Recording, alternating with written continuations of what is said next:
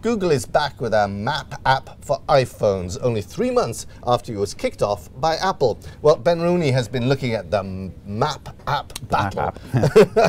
Let's map this out. Google used to supply maps originally for the Apple iPhone, but then Apple decided, no, we'll give them our own. Goodbye, Google.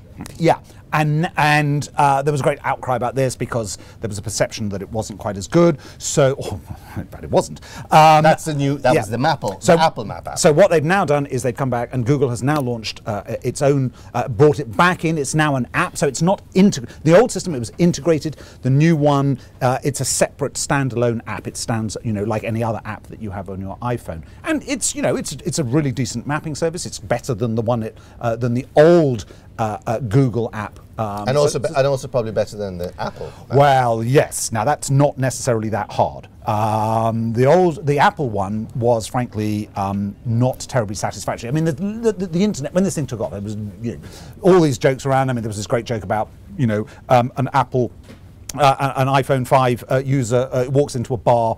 Or was it an airfield? Or was it a shop? I mean, he was using the Apple Map app. He was using that one. It's all for the fun of it. The Australian police recommended people not to use it because we had this story quite recently. So there was a lot of problems with it.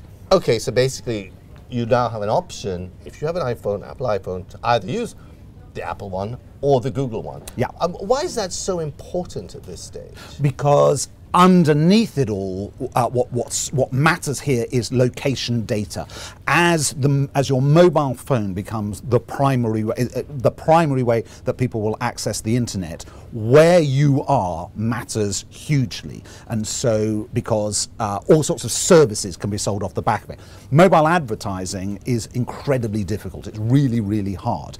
Your tiny little things on Windows. It's very difficult. So you want to make it as tailored and as personalized as possible. One of the most important things when you're using a mobile phone is, where are you?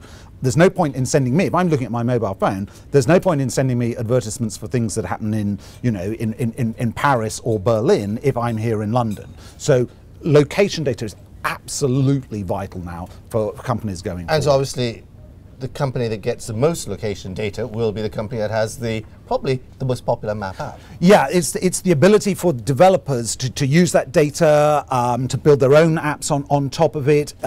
It's the richness of the data, who's doing what, where. I mean, the very simple example was one. Telefonica worked on a thing that could track where people were in a shopping mall, so you could see how many people were going at different times of the day. So that's really important. So if and you had some idea of who those people were. So it's that sort of information becomes incredibly valuable. Ben, brave new world. Thanks a lot. Not at all.